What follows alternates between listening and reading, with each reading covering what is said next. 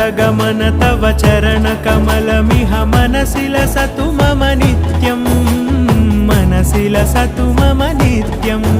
मम तापमपाकुरु देवा मम पापमपाकुरु देवा मम तापमपाकुरु देवा मम पापमपाकुरु देवा